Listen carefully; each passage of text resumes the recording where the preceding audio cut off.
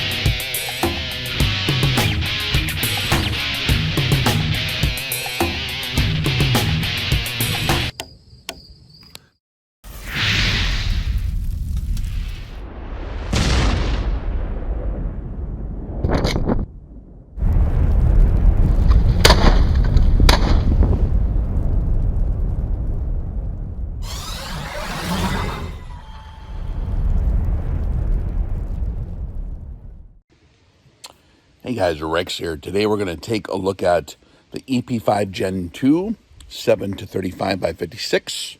I did get my initial observations done. I got a quantification, initial quantification of the daylight resolution and ability to, the optical clarity of the optic. I've got my initial quantification of the tracking precision and the tracking graduation reliability and the reticle. Okay, so how clear is it and how precise is it? The ruggedness deal, by feel, this I can confirm this is the same, and by looking at it, the same mechanism as the other EP5 series, and very, very similar to the SH4 series. I don't know if it's the same exact mechanism. It's the same exact idea, okay? Same general construction, I can tell by adjusting, okay? Which have had very, very consistent good success in terms of executing their standards. How did it work out in this model? So the configuration is 7 power on the low end, okay? 7 power on the low end, and we got 35 power magnification. Now, I'm going to be brutally honest in this review. Brutally honest, I'm going to report to you the facts the way they happen, not the way that anyone would want me to report them, or the way that I would even be compelled to report them for my own good or whatever, because I'll just be straightforward with you guys. This is not a game to me. I am responsible, and I have earned your trust over the years, and I have gained the reputation over the years of being very, very analytical and honest when it comes to these observations. Consistently, okay?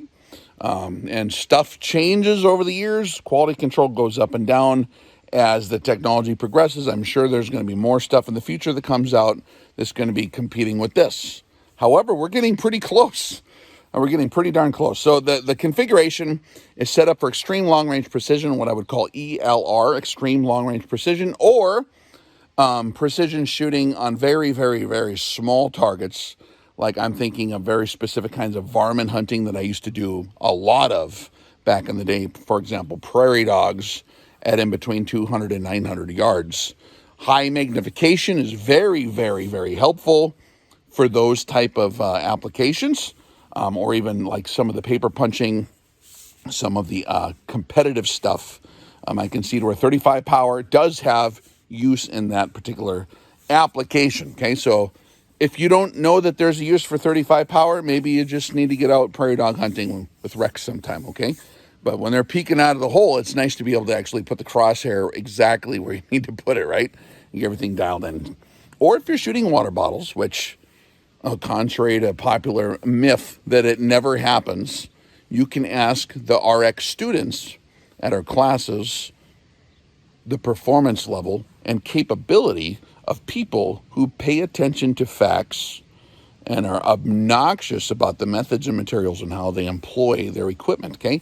Now, first off the bat, this is not a game to me. I am not trying to win the game, nor am I trying to help anyone else win a game. I'm going to tell you the facts, exactly where they lay. You can like them or you cannot like them. And there'll be a whole learning lesson there as well, as we'll continue on and with other things. Maturity. And what professionals are going to focus on the task at hand.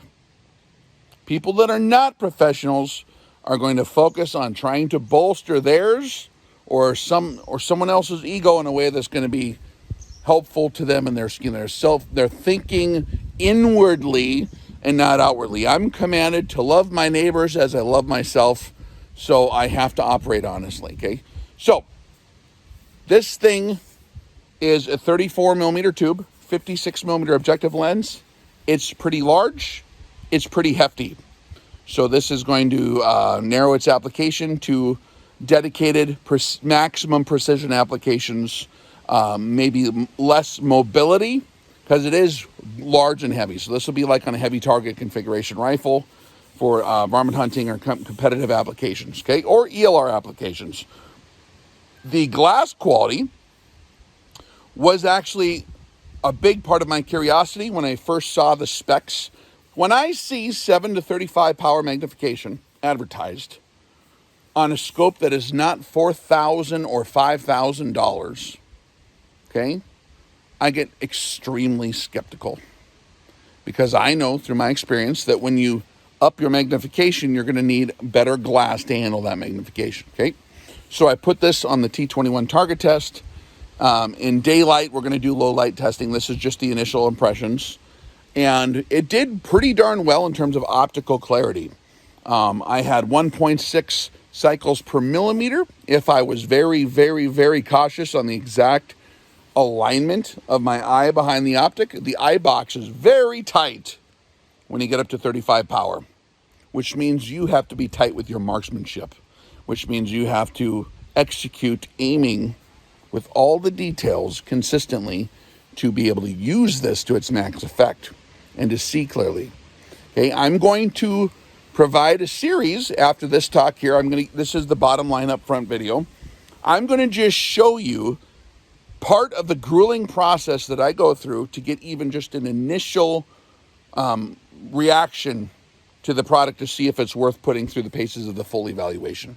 Okay, so I got like a 40-some minute video, which is just with no edits, that I'm going to share with you guys, showing you the process so that you can appreciate, and for maximum transparency in our methods in materials and how we review, and the detail, attention to detail needed on the professional level with experience to properly analyze the performance of a tool like this.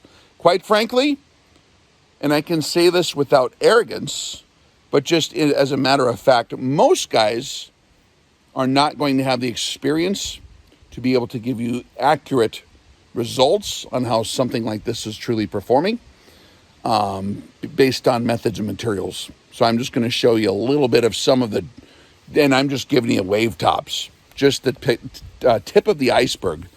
And I'll share with you because I did this morning. Okay, I took a few hours. I recorded about 43 minutes of it, of the initial impressions testing, okay, of how to get an accurate.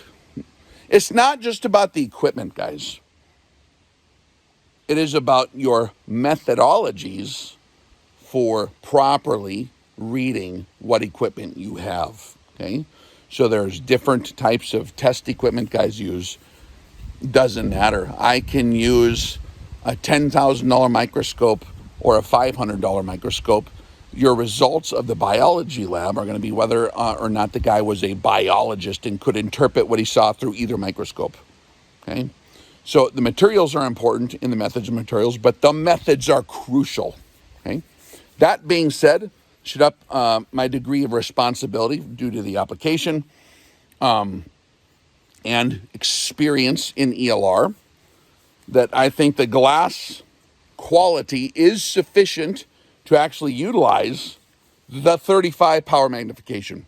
That was my big curiosity. The 35 power magnification on most optics that I've seen it's not helpful in most optics because you're zooming in on a blurry image. This actually, and I can quantify that, and you have to repeat the tests. Things like this have a certain amount of objectivity to them because of the user is not a fixed, the observer of the readings has to get, it's like when you weigh stuff in a laboratory, you're not just going to weigh it one time. You're going to calibrate and make sure everything's proper on the weights and measures, right? That being said, I was seeing at 1.6 cycles per millimeter on 35 power if my head was perfectly still, which is totally usable. I'm going to get another baseline. I'll include that below. A baseline compared next to like a high quality German optic and a similar magnification, okay? Because I do have a spotting scope that's at 30 power. I have some real high-end shot glass that's about this magnification range. We'll compare it side by side with those when we get into the full review. But I can tell you from my experience, when I crank it up to 35 power, I'm seeing smaller and smaller. The limitation is my eyeballs for the most part, but I can see pretty in the atmosphere, okay? So the glass quality was better than I expected. Is it of the same glass quality as a German optic? Well, in some ways, I would doubt it would be, but in terms of quantification of like just doing a T21 test, it's very good. Okay, so the fact of the matter is it doesn't matter if I'm emotional about Asian glass progressing and its chemistry and its, and the processes for polishing and shaping lenses. I'm just telling you what I see. So if someone gets emotional about the results of a scientific paper, okay, and then I would like to see what they would quantify in their results, okay, and what their methods and materials are and all that stuff. Because I do not get emotional about the performance of different things. I'm not going to get argumentative either. It's just the numbers are what the numbers are, okay? So the glass numbers on this are comparative to stuff that's 2 or 3 times the price, okay? So pretty good. The tracking precision being the EP5 mechanism, very robust, heavy-duty stainless steel, zero stop and turret mechanism in here. Very, very tactile and very obvious clicks. There's no mistake that you made a click. There's no, this is a very rugged design. The EP5 series has done a good job. The SH4 is extremely precise. So the results in terms of the tracking, and we'll show the methods and materials of how we verify this. Okay, the results on the tracking on this particular model were short 0.5%, okay? And the reticle, when we measured it, okay, using the test board that's surveyed in place, using a number of repetitions to verify that we're in fact measuring the reticle correctly, getting everything adjusted perfectly here. The reticle is the same as the turrets, which is about 0.5% short, okay? Now, in terms of industry standard, that puts it right in that legacy, high-end scope category, major brand names. That'll be like very close to like what Night Force is doing on the better end, actually. It's just, it's math. They do a good job on making optics. But on the category of precision tracking, this is keeping up.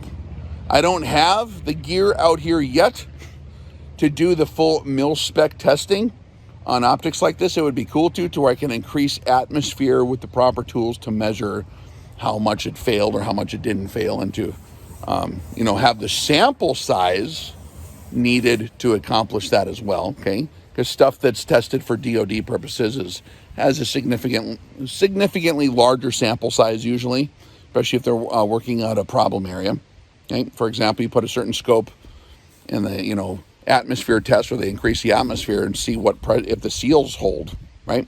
So there's things like that I'm not talking about those things.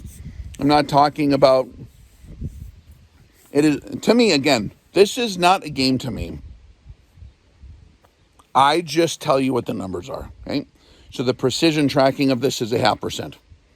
A lot of the legacy brands like that and some of the other high-end Leupold stuff that's multiple thousands of dollars has tracking that is, when I test it on the same exact system, same methods, same materials, And when we do it at class, because we have mobile ways of doing it in class, I've seen enough of a sample size of those optics to where they're typically between 1 and 1.5% error. So this is 0.5%. Just for context, am I saying this is a better scope? I'm just telling you what the tracking precision numbers are. Okay? There's other ways to weigh these things. There's other considerations.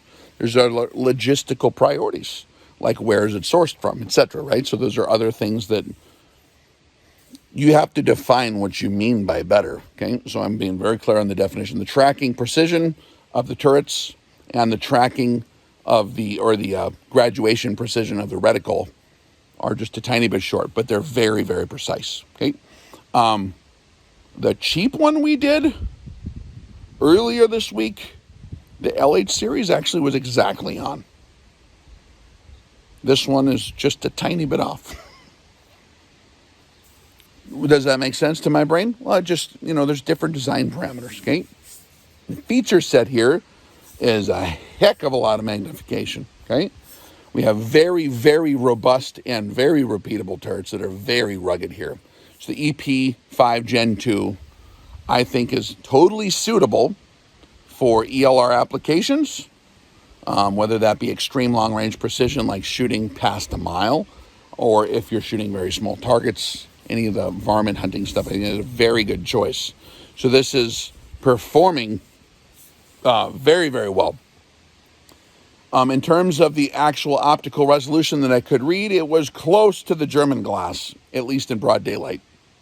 And I go through different idiosyncrasies of the application of how the man is measuring looking through the scope too in the full video. So if you want to nerd out and watch the full video, I'll release that as well. However, it's only for those that have that long-range skill set of being tenaciously patient to see all the details of the process, because it's just, you cannot shortcut, you can't rush it. If you want to get accurate and precise, assertion of what you're looking at in terms of the facts, okay? So it's not exciting with fancy music, but I'll just release the entire video for you, okay? It'll be like part 2, the details, right? So, to make a long story short, I think that this optic, so far, in our initial impressions, is for, what's the price on this right now? Gosh darn it. It's I think it's under $1,000. And if you use the code REX, of course, it'll knock the price way down. I always make sure, and I confirm with those guys, the REX code needs to have the best savings available anywheres online. So whatever the best deal is anywheres on the internet that they've allowed anything to have, I want that or better. So it's simple. 3 letters, REX, R-E-X, type it in, and you're going to get the best deal available anywhere online, okay? So knock the price way down using the code if you're going to grab one, okay? I'm not aware of anything on the market in this configuration, in this price range with this level of performance. There are other 7-35 in that ballpark, configured scopes, but they're like way expensive. And the tracking performance is not better than this one. The reticle is going to be right in there. I mean, it's performing practically the same as those higher end models, or a little tiny bit better. I'm not going to say significantly better, because most shooters don't have the experience to discern the tiny amount of increase of this one over some of the higher dollar stuff, okay, in terms of tracking precision. Okay, I'm just telling you the observations, okay? And so you hand me a Burris, or you hand me a Tesco, or a Simmons pronghorn, I do not care. I will put it on my chart, and I will read how many cycles per millimeter can I read. And I'll just give you the number, and then I'll tell you where that falls in the industry. This is not rocket science to me. It's just reporting. I did a lot of lab work in my life. This is like a relatively straightforward process. When you're telling the truth, Just say what happened, and you don't have to be creative. Just say exactly what happened. Okay? So, yeah. I think that this exceeded my personal expectations. I thought that with 35 power magnification is ridiculous at that price range. I did not yet read what they're calling this glass or what the coatings are. I just looked through it. So I didn't study this ahead of time in terms of the glass. I want to see it first, as to not skew my opinion or have caused any kind of weird pressure. But they're able to get this in a package under $1,000. So maybe it's just simply revealing of the markup of some of the other legacy brands. How much markup is there on those things when they go through a less efficient process to get it to market? Is that how they're basically doing the same quality on one of these as the multi-$1,000 stuff? Like very similar quality. Okay? If you're being honest with your methods and materials, which I am meticulous about as much as possible, okay? I think it has to do with the markup. And I think that these guys are just very, very thoughtful in their efficiency process for bringing it to market to where they can give you the same, actually, I mean, this is more robust than those really expensive designs. I'll tell you that right up front. These are stupid robust. Like, you're not going to break it. They're very, very tough. The components and the construction of it and just the design, very, very rugged and precise. Okay? So, if you guys have any questions on this, you feel free to ask me on Patreon. I'll answer any questions and answers I get on Patreon. So if you're on Patreon, paid member of Patreon, you can private message me and ask me any question, and I'll answer that question, okay? If you want to study the pointing objects and really get into the process of the precision rifle skill set, join the RX Classroom on Patreon. That's where our seminar, basically, material is, okay? And we will do a more comprehensive review in the future. I just wanted to get the word out there now, okay, of how this is doing, because some of you are very curious on initial impressions. So it falls right in line with the EP5 5-25 by 56 model in terms of precision standards and things like that. The glass is very good on this. And I'm going to go put this, you guys just want me to do it right now? I can do it. I just don't want to edit this video. Give me a second. I'll edit. I'm going to go and grab my German spotting scope that has 30 power, okay? Because I already got the numbers for this one. And it's still the same lighting and stuff right now. So I'm going to go out there and grab my German spotting scope, and I'm going to look at the same exact test target and see how much clarity difference there is. Okay? Stand by.